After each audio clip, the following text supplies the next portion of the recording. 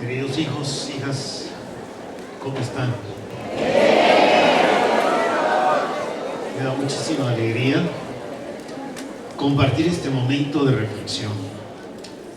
Los voy a invitar a todos a que tratemos de concentrarnos, porque el tema que voy a compartir tiene un contenido muy profundo y en algunos momentos muy pesado.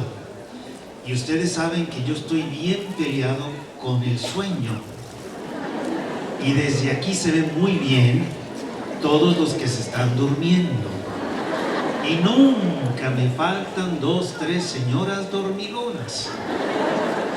Entonces, desde aquí le voy a decir, a ver, la señora de morado, que se ponga de pie porque se está durmiendo.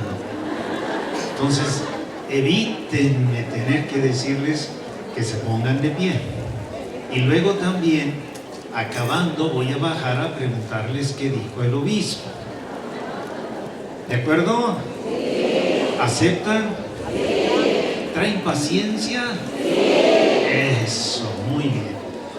Ya la oración la acabamos de hacer, hemos suplicado a Dios, al Espíritu Santo, a la Santísima Virgen María, que nos acompañen, que nos iluminen y que nos den esa gracia que solamente viene del Señor, para poder hacer que esta jornada traiga frutos abundantes y para que cada una de las reflexiones que vamos a compartir los hagan crecer, los hagan madurar, los hagan ser mejor católicos.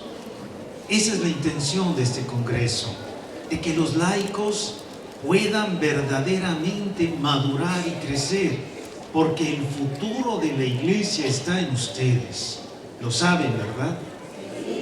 Son los laicos los que van a poder sacar adelante, sobre todo en este momento de crisis, obviamente acompañados por sus pastores, pero los pastores no son suficientes. De ahí la necesidad de la fuerza de los laicos en todos los ámbitos de la sociedad.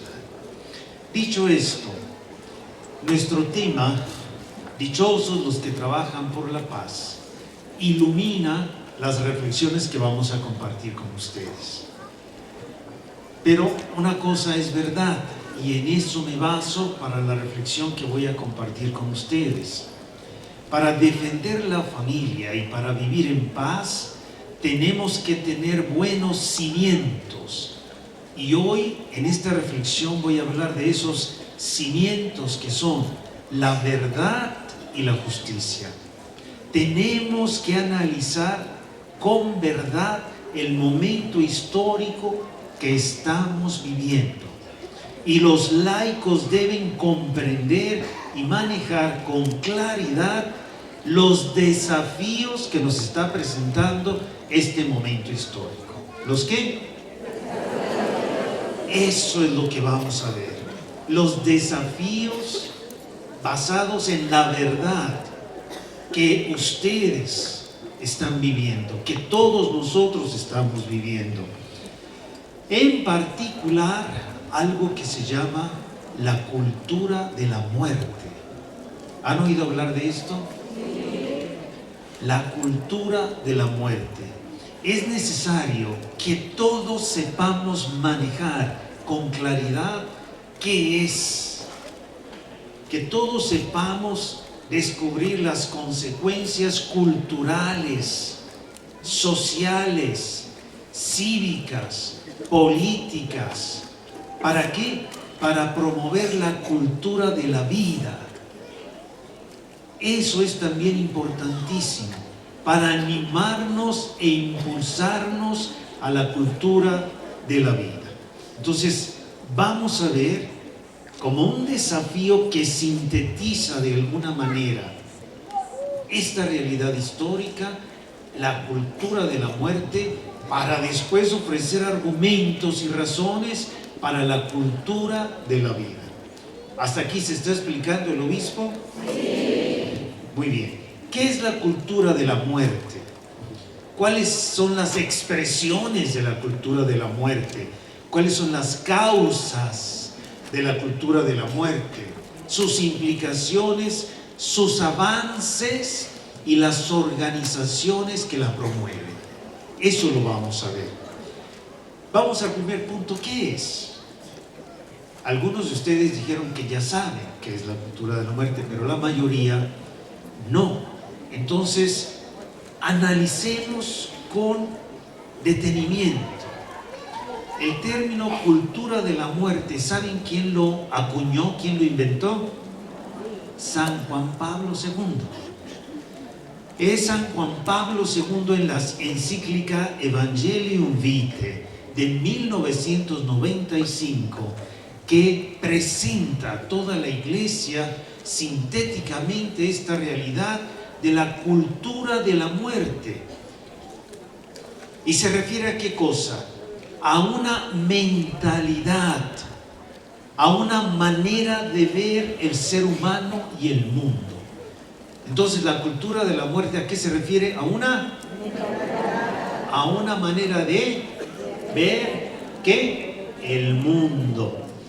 Y esta manera de ver el mundo, esta mentalidad se convierte, ojo, en una serie de actitudes, de comportamientos, de instituciones y de leyes que fomentan la destrucción de la vida humana. La destrucción de la vida humana, por eso es cultura de la muerte. Repito, entonces esa mentalidad se convierte en una serie de actitudes, comportamientos, instituciones y leyes que fomentan ¿qué? La destrucción ¿de qué? De la vida humana, pero de la vida humana más débil e inocente por parte de los fuertes y poderosos. Esto, dice Juan Pablo II, es una anticultura. Anticultura, no es una cultura, porque una cultura es la que respeta a todos los hombres, la que promueve los bienes inherentes de cada existencia humana. Esa es una cultura. Y nosotros estamos viviendo una anticultura.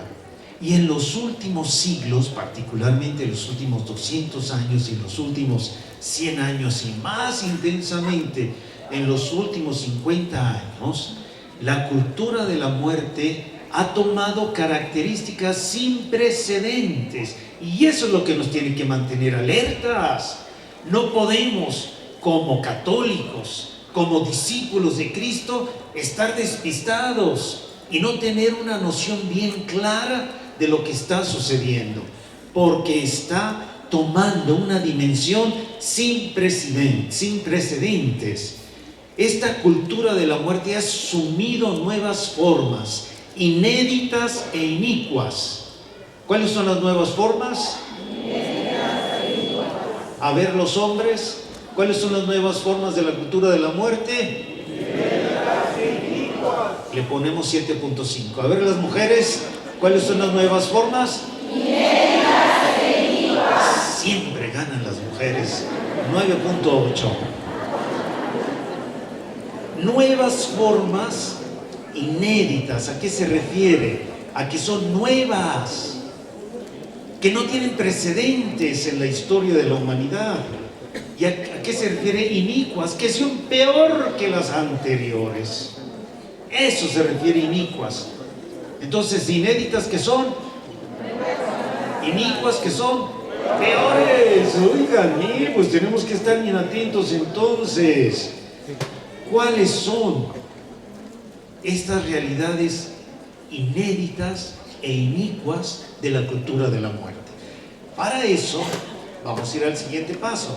Pero hasta aquí, ¿se está explicando el obispo o no? Sí. No oigo. Sí. Conste, hoy no voy a decir que no me expliqué. Muy bien. Bueno, para ver esas realidades inéditas, inicuas, vamos a ver los rostros de la cultura de la muerte. ¿Los qué? Esos rostros los tenemos que saber manejar así, pero bien, como 2 por 2 son así de claro.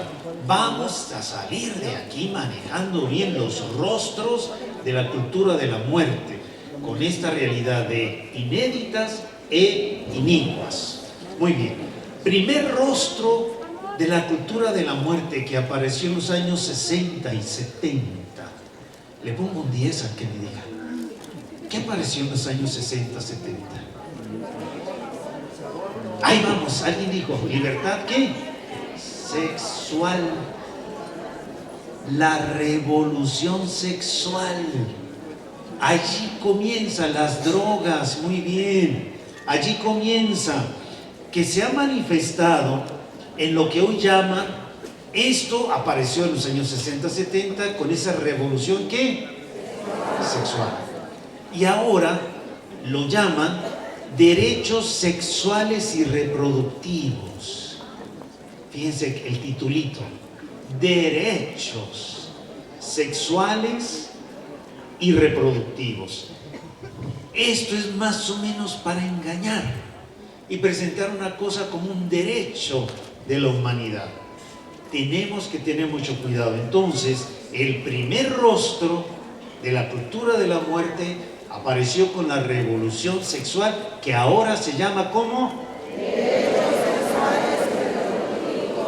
Ellos dicen que tienen derecho a ejercer su sexualidad y su reproducción con libertad y dignidad, permitiendo, esa es la definición que van a encontrar, que cada persona disfrute del sexo. Disfrute del sexo con un modo seguro, sin miedos ni vergüenzas, según cada uno su modo de sentir o de pensar. ¿Qué les parece? ¡Ah, caray! No, pues díganle a los jóvenes hoy algo acerca de una educación sexual cristiana, nos mandan a volar. ¿Por qué? Porque según sus derechos deben ejercer libremente su sexualidad de acuerdo a su modo de sentir o de pensar. Bueno, hay dos claves en los conceptos que acompañan a estos pseudo derechos. Su vinculación es la primera clave a la elección, entendida como la esencia de la libertad. La esencia de la libertad es la primera clave conceptual de estos derechos. Y luego la segunda, la salud y el bienestar de la mujer. Salud y bienestar de la mujer suena muy bonito, pero no es así. Lo están tergiversando. ¿Y esto a dónde creen que lo llevan? A la agenda política. A la agenda política. Toda esta revolución sexual se está reflejando en la agenda de las leyes, de la política. Esto es algo que tenemos que tener muy claro y es el primer rostro. ¿Se explicó lo mismo? Sí. ¿Cuál es el primer rostro de esta cultura de la muerte? Con eso me conformo. Vamos al segundo. Derechos sexuales. También, o sea, es la consecuencia de esa revolución sexual. Segundo rostro, ¿cuál es? La anticoncepción. ¿La qué? Es el control de la natalidad en cualquier método o dispositivo con la intención de evitar el embarazo. Cualquier método, cualquier dispositivo. ¿Y a esto saben cómo lo llaman? Planificación familiar. También suena muy bonito. Es la oposición total a la concepción de una nueva vida. ¿Y cuál es la mentalidad que anima a la anticoncepción? La cerrazón a la vida, a la falsedad en la relación del amor verdadero entre un hombre y una mujer, a la manipulación y cosificación del amor. Cosificación del amor, manipulación del amor. Qué importante entonces es tener claro el motivo de esta anticoncepción, segundo rostro de la cultura de la muerte. ¿Se explicó el obispo? Sí. Estoy sintetizando porque habría más cosas que decir, pero que nos vayan quedando ya bien perfilados esos rostros de la cultura de la muerte.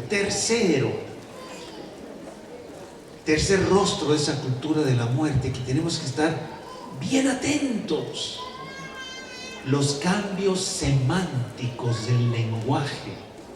Para manipular, están haciendo un cambio semántico del lenguaje, y esto lo tenemos que tener claro también. Hoy, por ejemplo, ese cambio semántico, este tercer rostro de la cultura de la muerte es, por ejemplo, llaman preembrión. Preembrión, antes de la implantación en el útero, como si todavía fuera solamente un tejido y un conjunto de células, que es lo que manejan muchos para defender el aborto. Pero dicen, es un preembrión. Nada chiquitito. ¿Cuál preembrión? Desde el inicio, desde el momento de la concepción hay vida. No hay un salto cualitativo de un día para otro, como pretenden, por ejemplo, en el aborto legal en la Ciudad de México, a las 12 semanas. Como si hasta las 12 semanas dijeran, de aquí a mañana va a haber un salto cualitativo. ¿Cuál chiquito? No andes engañando. Preembrión. Otro, interrupción voluntaria del embarazo. ¿Cuál? Interrupción. Aborto, muerte. Pero como suena muy fuerte, entonces le cambian para que no nos demos cuenta de la gravedad de la situación. Otro, muerte digna. Muerte digna. Muerte anticipada, eutanasia. Acaban de proponer hace 3 días en Holanda, que es de los principales en la cultura de la muerte, Holanda y Bélgica. Nada más para decirles, fíjense, hace 50 años, ¿saben cuál era el país con mayor misioneros de todo el mundo? Holanda.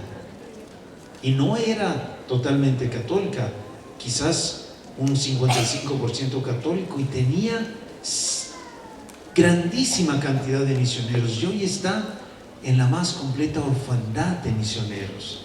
El año pasado, 2019, en toda Holanda, ¿saben cuántos seminaristas? Ninguno. Vean las consecuencias de la cultura de la muerte. Bueno, allí es donde más se promueve la eutanasia, que le llaman muerte digna. Es una manipulación semántica. Y estaba leyendo que hace 3 días proponen ya una pastilla para morir. Ya no te tienen que inyectar nada, simplemente te tomas tu pastilla. ¿Estás cansado de vivir? No te apures, aquí está la solución, muérete.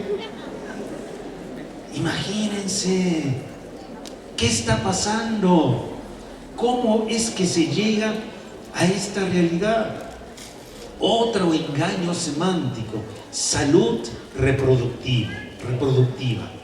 Salud. ¿Cuál salud? No es cierto, pero suena bonito. Salud reproductiva.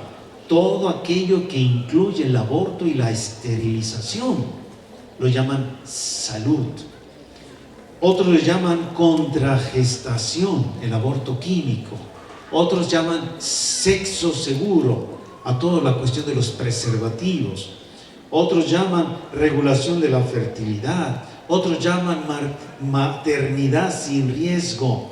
Otros, sexualidad intergeneracional. ¿Han oído esto? Sexualidad intergeneracional. ¿Qué quiere decir? Pederastia, pedofilia. ¡Ah, caray! Pero suena muy bonito. Sexualidad intergeneracional. Otro, amor entre especies. ¿Saben a qué se refiere? A la bestialidad, a tener relaciones con animales. Así lo llaman, amor entre especies. Por amor de Dios, fíjense esta manipulación. Otros lo llaman derechos sexuales reproductivos, etc. ¿Cuántos llevamos rostros? ¿Cuál es el primero?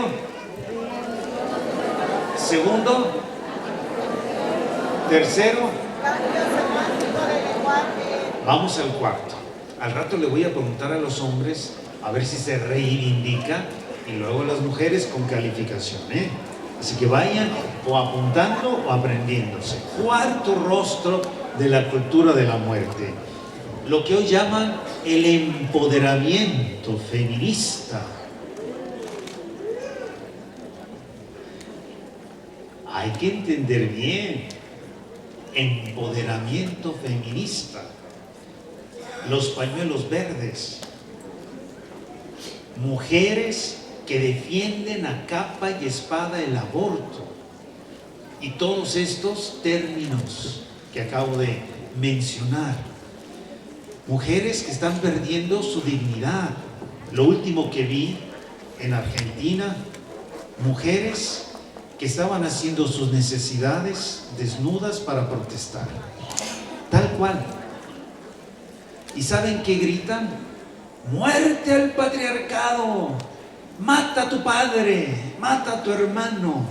Ya las viera dentro de 20 años que no haya hombres. Oiganme, ¿y saben que la mayoría de ellas son pagadas? Pagadas. Tienen con qué moverse. Les cuento, pero no vayan a decir aquí entre nos. Hace como 2 meses y medio más o menos que hubo una manifestación de pañuelos verdes. ¿Se acuerdan aquí en Cuernavaca? Yo iba distraído y ya vi que la entrada de la casa episcopal estaba por el callejón de la 20 de noviembre y había un mercado. Y entonces entro, pues viendo a ver que no vaya yo otro, vaya nadie del mercado. ¿Y qué creen que me encuentro con un grupo de pañuelos verdes? Y dijo, Madre Santísima, ¿y ahora cómo me regreso? Pues no podía regresarme por el mercado y dijo, pues el nombre sea de Dios y de María Santísima. Y tuve que tocar el claxon, permiso, permiso. Y ya iba pasando y dije, ay, no me reconocieron. Y al final que me reconoce. Y yo ya había abierto el portón, gracias a Dios, y que le doy, y que se vienen detrás de mí. Dije, Jesús, seguro, cierra la puerta.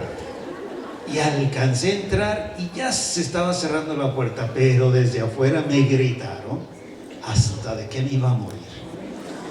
Yo digo, ¿yo qué les he hecho a estas? Son mis hijas también. ¿Qué les he hecho para que me ofendan como me ofendieron? Y solo estaban ensayando el cantito ese que se puso de moda.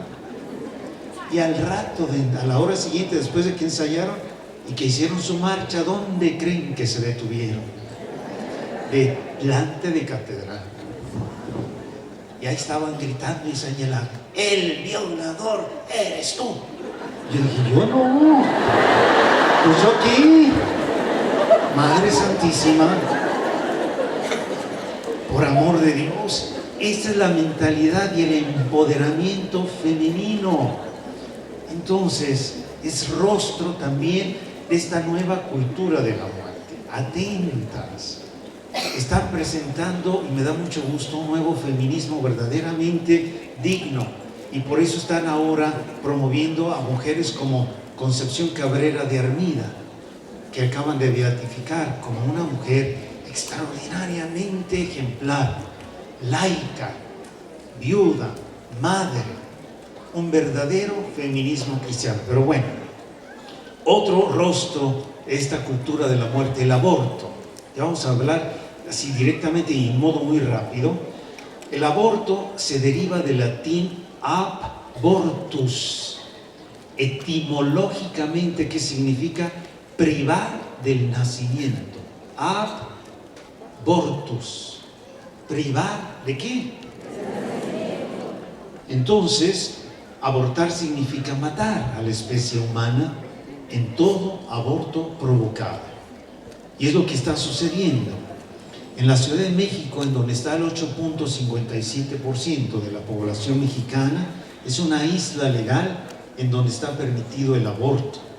Y saben ustedes que en este momento se está presionando por los diputados de Morena y del PSD, no, del PT, el aborto en todo México. Y están con todo. Y si nos dejamos, va a reinar el aborto en todo México. ¿Los vamos a dejar? No. Los quiero ver en la manifestación en contra del aborto, del aborto. Bueno, no nos vayan a dejar solos. Entonces, hijos, tenemos que estar atentos porque aquí también manejan argumentos exagerados de mentira. Usan la mentira y la exageración, inflan cifras inexistentes para convencer a la población. Si hay tiempo, quisiera que miráramos al final la ventana de Overton, que ahí explica perfectamente. Pero voy a ver cómo anda su paciencia y si no se me están durmiendo. Si aguantan, se las digo. Pero por lo pronto, seguimos. Viene otro rostro muy importante de la cultura de la muerte que voy a profundizar. Se llama ideología de género. ¿Cómo se llama? Ideología de género. Levanten la mano los que saben manejar bien qué es la ideología de género. Pues qué bueno que lo voy a tratar. Acabando de hablar, ya lo van a saber manejar bien, porque es uno de los rostros de la cultura de la muerte más graves. Más graves, hijos, hijas. ¿A qué se refiere esta ideología de género?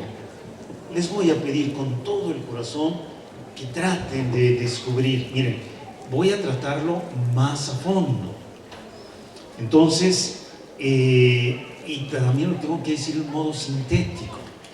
¿De dónde viene? Primero, fíjense lo que dice el Papa Benedicto XVI de la ideología de género. Dice el Papa Benedicto, emérito, la ideología de género es la última rebelión de la criatura contra su condición de criatura. Sintéticamente ahí está todo. ¿La última qué? De la criatura contra su condición de criatura. Con el ateísmo, dice Benedicto XVI, el hombre moderno pretendió negar la existencia de Dios. Con el ateísmo. Con el materialismo, el hombre intentó negar sus propias exigencias y su propia libertad. Ateísmo, ¿negar a quién? Materialismo, ¿negar qué? Sus exigencias y su libertad. Con su condición de defender la ideología de género, el hombre moderno, dice Benedicto, pretende liberarse incluso de las exigencias de su propio cuerpo. Ándenle, chiquitos. Liberarse de las exigencias de su propio cuerpo. Vamos a explicarlo. Miren, las nociones a esto generales no son suficientes. Tenemos que saber que la ideología de género no solamente está relacionada con el feminismo o con la agenda del aborto. Va más allá. Hay razones más profundas. ¿Dónde nació esta ideología de género? Nos vamos a ir rápidamente hasta 1800 más o menos 40. Allí hay una mujer francesa que sufrió mucho, que fue violada de niña, que era bisexual y de un tiempo y después también era lesbiana, etc. Yo no juzgo su persona, pero su historia es significativa. Y ella hizo un libro que ha marcado el feminismo y la ideología de género. Es la Biblia del feminismo contemporáneo. Está de moda en todas partes. Es uno de los libros que más se están vendiendo. ¿Sabían? Ella en este libro afirma, y tiene también como título, no se nace mujer, se llega a ser mujer. No se nace mujer, se llega a ser mujer. Es un libro de 800 páginas, muy complicado, muy difícil de leer, pero todo mundo lo tiene en su librería, sobre todo, obviamente, las personas que defienden esta realidad. Lo tienen como esa Biblia que deben defender. Es un libro de estudio, es un libro no para las vacaciones, ciertamente. Allí, ¿qué dice? Concretamente, que no se nace hombre o no se nace mujer, que la sociedad te impone ser hombre o ser mujer. ¡Ah, caray! Que si naces mujer, niña, te empiezan a tratar como niña, a vestir como niña, a darte muñecas, etc. Entonces la sociedad te hace mujer. Si es niño, a vestir de azul, a jugar con niños, con juegos de niños y a darte juegos que te caracterizan como un hombre. Y eso, según ella, es una imposición de la sociedad. Entonces, el género lo impone ¿quién? La sociedad. La sociedad. ¿Y cómo se llama esto? Ideología de... Es un conjunto de ideas que afirman esta realidad. Entonces se está yendo contra la naturaleza, contra la genética. No naces hombre ni naces mujer. Te imponen esta realidad. Entonces, esto es algo importante y dice que se impone el patriarcado, que los hombres hemos impuesto esto en la historia y que es una construcción que puede ser deconstruida, es decir, terminar con ella. Deconstrucción contra la construcción. Y todo lo que se está haciendo es para deconstruir el patriarcado. Esto es una de las realidades que está de moda. Entonces ese es el origen con este libro de Simone de Beauvoir, francesa. ¿Simone de qué? Una mujer. Entonces allí tiene su raíz. ¿Se explicó lo mismo? Viene otra mujer llamada Kate Miller. Y esta mujer también, que ya está muerta y es de Estados Unidos, en los años 70, en la década de los 70, escribe otro libro que se llama Lo personal es político. ¿Lo qué? Y ella dice que todo lo que es personal de cada ser humano es político.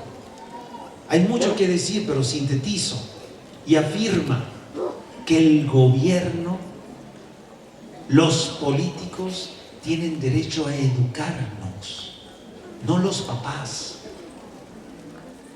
los políticos. Y es lo que están intentando ahora el gobierno mexicano. Y ya hubo una propuesta en el Congreso de que toda la educación pase al gobierno, porque todo lo personal es según de acuerdo a esta mujer. Entonces admite que en todos nuestros asuntos personales puede y debe entrar el gobierno, la política. Entonces, que los padres ya no se ocupen de la educación, sino el gobierno. ¿Ustedes están de acuerdo? Pues no. Ya me imagino yo ver a un hijo de ustedes igual que... No, mejor no digo nombres, porque lo educan, ¿verdad? Bueno, vamos a otra mujer que también ha dejado una huella en esta historia muy importante. Monique Wittig, otra francesa. Y ella dice, la mujer no existe. Ah, caray, pues yo veo aquí muchas mujeres. Pues dice esta señora, ándale, la primera dormidota. Busco acá otra. Si son más de 5, me bajo a despertarlos, ¿sí? Ya despertó, no se me duerma. Entonces, Monique Wittig, ¿qué dice? ¿La mujer qué? Dice que no es cierto que exista la mujer, que solo existen las lesbianas. Dice ella, dice ella. Y entonces de allí se agarraron. Y con todo lo que dice Simone de Beauvoir, entonces dice que no hay que determinar el sexo, sino lo que quiera ser el niño o la niña. Y ahora, ¿saben ustedes cuántos géneros hay reconocidos gracias a esta tesis de que la mujer no existe, sino solo el lesbianismo? Dijeron, no, no solo el lesbianismo, también la homosexualidad, y luego también los transexuales, y luego también los transgénero, y luego también los no sé qué y no sé cuánto. ¿Saben cuántos son ahorita reconocidos por la ONU? Más de 100 géneros. Yo no sé de dónde sacan tantos. Más de 100 géneros, ya no es hombre y mujer, ahora son 100 y tantos. Jesucristo santificado. ¡Qué confusión! ¡Qué confusión, sobre todo para nuestros jóvenes! Entonces, aquí está la raíz. Si viene otra mujer, miren nomás, pura mujer, que esta todavía vive, la ingrata. Perdón, mi hermana, Judith Butler, nació el mismo año que su servidor, 1956, o sea que tenemos 43 años. Ay, créanme. No, 64. Esta feminista es la más importante de hoy día, pero tiene sus raíces allá, y pone el foco en lo transexual. Dice, el sexo fue siempre género, con el resultado de que la distinción entre sexo y género no existe. O sea que no hay hombres ni mujeres. Y ella le está dando un impulso muy fuerte al feminismo. Entonces, aquí están las tesis de estas mujeres. Primero, no se nace mujer. Segundo, lo personal es político. Tercero, la mujer no existe. Cuarto, el sexo fue siempre género. Entonces, aquí está la deconstrucción de nuestra naturaleza sexual. ¿La qué? Se está destruyendo. Se está destruyendo. Se está radicalizando una ideología según la cual nuestra naturaleza no tiene nada que decirnos, ni nuestra genética, que toda nuestra sexualidad puede ser reducida solamente a la variable del género, a lo que tú quieras ser. Ya saben que aquí en México, en algunas escuelas primarias, hay maestros que llevan vestidos para ponérselos a los niños y pantalones para ponérselas a las niñas y les preguntan, ¿cómo te sientes mejor? ¿Ya saben? Pues sépanlo, ya está pasando. Y le dicen, niño, si tú te sientes mejor como niña, dile a tu mamá que quiere ser niña en la escuela. ¿Qué diantres vas a ver un niño de 7 años? Imagínense qué hipócrita es nuestra sociedad. Dicen, no se puede conducir un automóvil hasta los... No se puede beber alcohol hasta los... No se puede votar hasta los... Porque todavía no están maduros. Ah, pero si están maduros, para que a los 7 años decidan si quieren ser niños o niñas.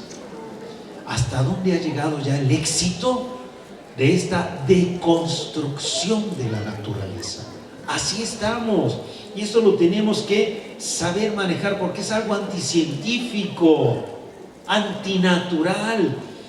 Por ejemplo, cuando una mujer va, que está embarazada, a hacerse un examen, ¿qué le dice el doctor? ¿Vas a tener qué? ¿Un? ¿O una? No le dice, mira, vas a tener un gay. ¿O sí? No. Pues allí dice, la ley natural, genética, hombre o mujer, punto. Otra demostración de lo anticientífico y antinatural. Descubren momias en Egipto y le hacen exámenes y determinan si era un o una. No dicen, este faraón era gay. No.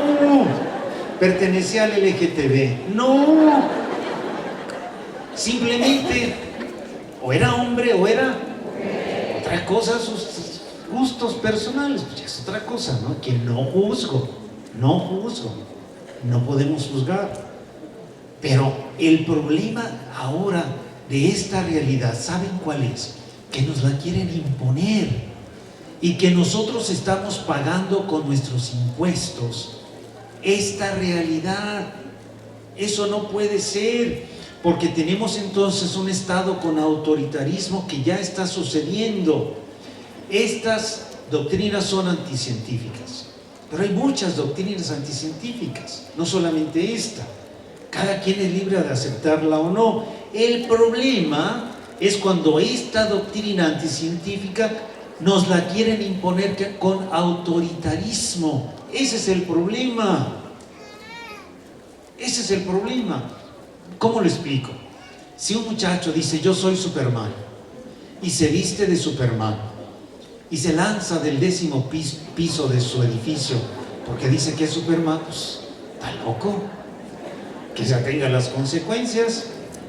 Pero que a todos los niños los vistan de Superman y les digan láncese del 10º piso, pues no puede ser. Entonces esta doctrina anticientífica no nos la pueden imponer, y ese es el problema. Nos la están imponiendo, se impone, están modificando con este engaño semántico del lenguaje. Por ejemplo, ahora, ya saben ustedes que en Argentina, en Chile, en España, ya no se dice todas, ya no se dice todos. Ahora, ¿cómo se dice? Todes. Aquí estamos todes. Sí, chiquito, ¿cómo no? Hermanes, con la E para que no se vaya a sentir nadie. Utilización del todes. Entonces, así es como muchos jóvenes ya están manejando las redes, por ejemplo, sociales. Todes. Por amor de Dios. Ya no se dicen chicos ni chicas, se dicen chiques. Ah, caray. Amigues, ¿cómo están mis amigues? Por amor de Dios, ¿cómo estás? Estoy súper divertida. Y creen los jóvenes que están cambiando el mundo. Que están cambiando el mundo, por amor de Dios. Miren, ¿qué está sucediendo en Francia? Ya oficialmente, legalmente, cuando un niño va a registrarse, ¿saben cómo le ponen en lugar de papá y mamá? Paternidad 1 y paternidad 2. Así ya está un acta de nacimiento en Francia, hijos, hijas. Hasta allá estamos llegando. Así no hay problema si van 2 mujeres o van 2 hombres a registrar al niño. Paternidad, ya me veo yo en las actas de bautismo en la catedral poniendo paternidad 1 y paternidad 2. Se me hace que me van a llevar a la cárcel porque yo no voy a aceptar. ¿Cómo? Paternidad 1 y paternidad 2. Cosas que están sucediendo en Inglaterra. Hay ya más de 4.000 mamás que pagan más de 1.000 euros al mes para que el niño no se desarrolle en la adolescencia. Manipulan genéticamente para que cuando tenga 18 años elija si va a ser hombre o mujer. Y les dan tratamientos hormonales para que sea hombre o mujer. Mientras tanto le detienen. ¿Ustedes creen que eso es normal? Por amor de Dios. O nace un niño y dicen, no le voy a poner nombre hasta que él quiera y decida qué quiere ser. Por amor de Dios. Y hay sanciones en Estados Unidos incluso por esto. Hay también una cuestión muy importante que al rato también lo voy a tratar si hay tiempo. Farandulización de los debates. ¿Quién está ayudando para que esto reine en los jóvenes? Los artistas, los cantantes, los actores, todos están a favor de esta, o casi todos, de esta ideología de género y de esta manipulación. Esos jóvenes que tienen ídolos y que esos ídolos tienen millones y millones de seguidores, animan a los jóvenes para esta ideología de género. para esta deconstrucción. Entonces, llega a lo profundo de nuestros jóvenes. Por eso hay ese triunfo de la ideología de género. Otro es la espiral del silencio, un fenómeno psicopolítico. ¿En qué consiste esta espiral del silencio? Cuando uno tiene la opinión que percibe de que es parte de la mayoría, la mayoría piensa así, entonces no expresamos nuestra opinión en público para no quemarnos. Que vamos a una reunión a la universidad y empiezan a hablar de todo esto y yo no estoy de acuerdo, pero ¿qué hago? Me quedo calladito, en boca cerrada no entra mosca. Eso es la espiral del silencio. Y hacen ver que la mayoría está de acuerdo con la ideología de género. Por ejemplo, hay una marcha pro vida. En los periódicos, en el radio, en la televisión, toman una fotografía de unos 50 personas. Dicen, miren, la marcha pro vida. Pero no sea del LGTB y de las pañuelas verdes, porque si son 100, sacan a las 100 y dicen, cientos de jóvenes se manifestaron. Y hacemos nuestra marcha por la paz, que somos 30,000, y dicen, unas cuantas centenares de personas. Eso es manipulación, es esta espiral del silencio. Entonces, hacen que las mayorías se perciban como, y entonces nosotros nos callamos y es la espiral del silencio. Entonces hay que estar atentos con esto. ¿Se está explicando el obispo?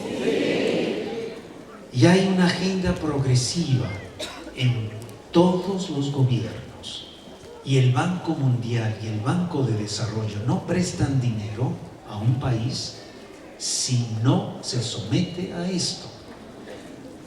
En los últimos años de Peña Nieto, el Banco Mundial prestó 80,000 millones de dólares a México, pero con la condición de que metiera en el Congreso la agenda del aborto y del matrimonio igualitario. ¿Lo sabían? ¿Y si lo metió? Pues sí, necesitaba 80,000 millones de dólares. Y si no te comprometes, no te prestan. Entonces, hijos, esto es lo que está pasando con la cultura de la muerte y concretamente con este Ave María Purísima. Me dicen que me apure. Vas a ver, compadre. Rápidamente, el financiamiento. Son miles de millones de dólares. Ay, qué exagerado todo eso. 5 para las 11. No es cierto, ya sé. Son miles de millones de dólares que fundaciones dan para esto. Y tienen dinero para echar para arriba.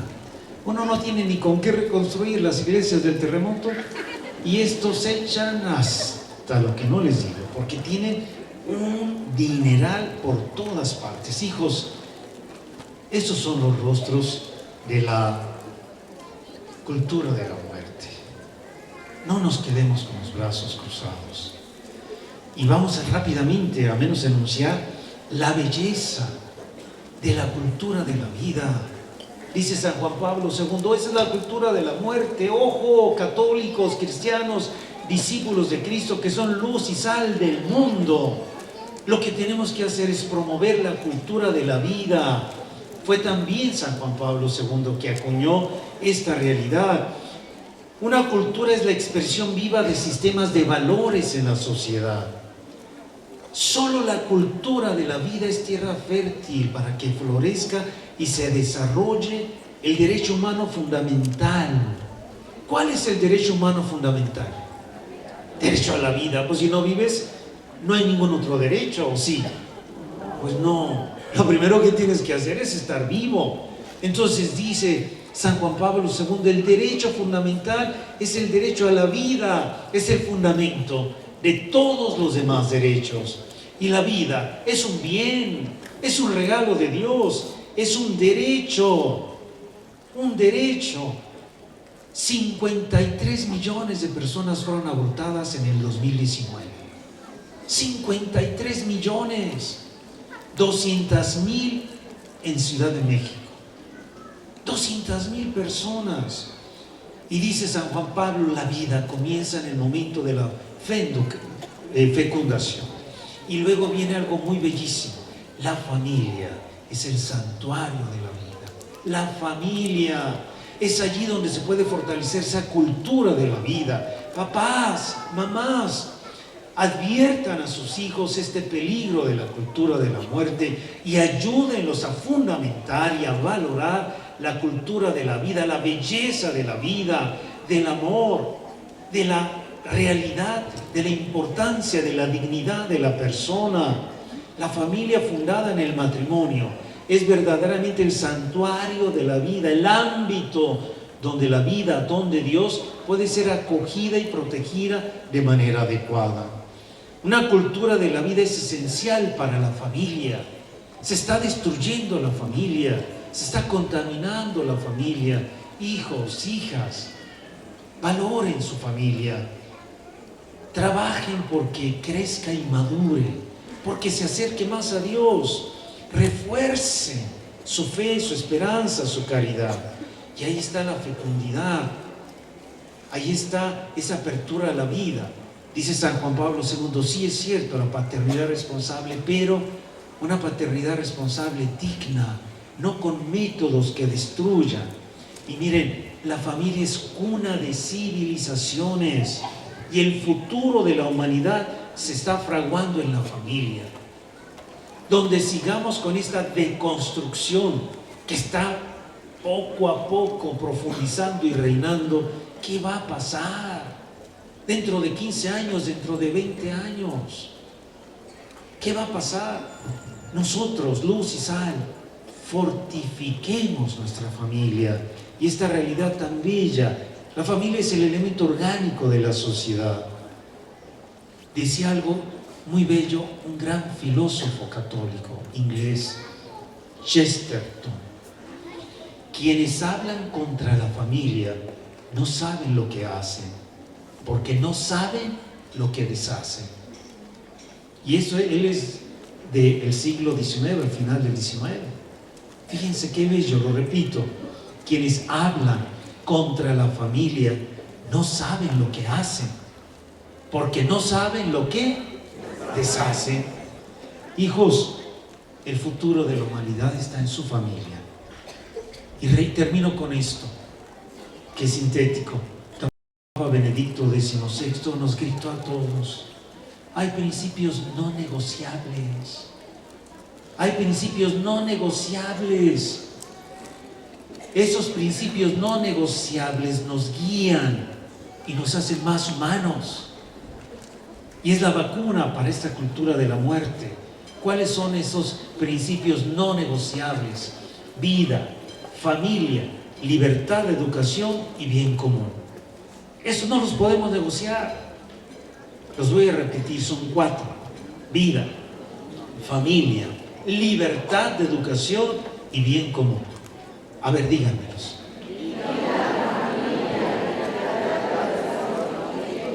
A ver, todos juntos. Vida, familia, libertad de educación y bien común. Ahora sí, ustedes solitos.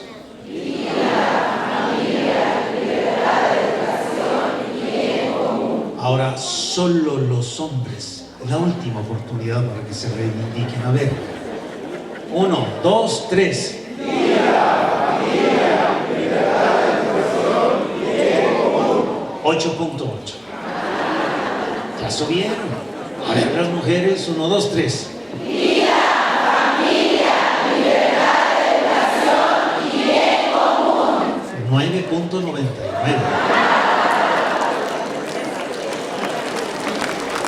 Pues tengo otras cosas y no me alcanzó para la ventana de Overton. Si algún conferencista se enferma o le viene mal a la garganta, le entro yo, Pónganse de pie, hijos, por favor. ¿Se explicó lo mismo? Sí. ¿Puedo dormir tranquilo esta noche? Sí.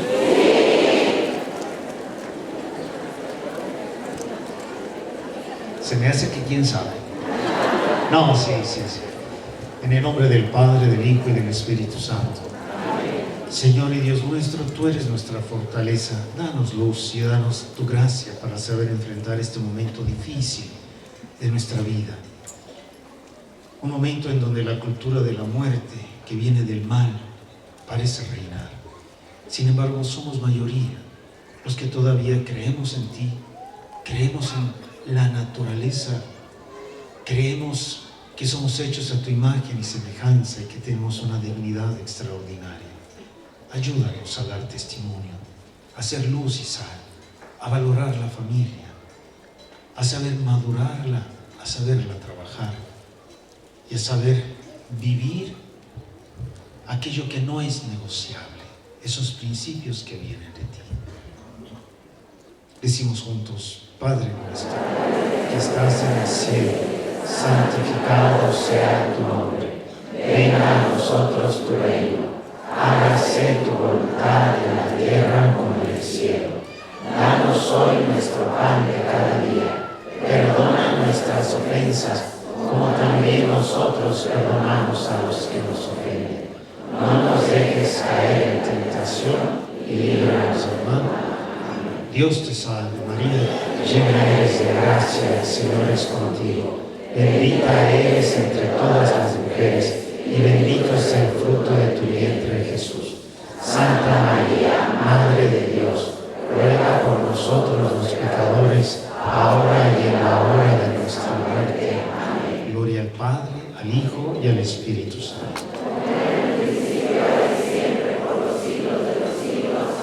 Siempre en las confirmaciones digo, siempre. En esta vida hay un principio: lo que siembras, cosechas. Me han oído, ¿verdad? Por cierto, levante la mano aquellos que han estado presentes en mis visitas pastorales a su parroquia. Ay, entonces ya me conocían muy bien, ¿verdad? Bueno, levanten las manos los que vienen de movimientos apostólicos de la diócesis. Ah, la mayoría no. Ay, pues está bien, mejor Ramón Castro. Gracias, hijos. Yo les digo, sobre todo a los jóvenes, si siembro camotes, ¿qué voy a cosechar? Si siembro fresas, ¿qué voy a cosechar? Hay gente que siembra camotes y quiere fresas. ¿De dónde, chiquito? Camotes sembraste, camotes comes. Sembremos lo mejor de nosotros mismos para cosechar lo mejor de la vida. Y estar atentos. Ánimo, hijos. Muchas gracias. Agradecemos su participación en este momento. Gracias por compartirnos estos temas y de parte de todos los presentes, aquí un pequeño detalle para usted. Un aplauso, por favor, para el señor.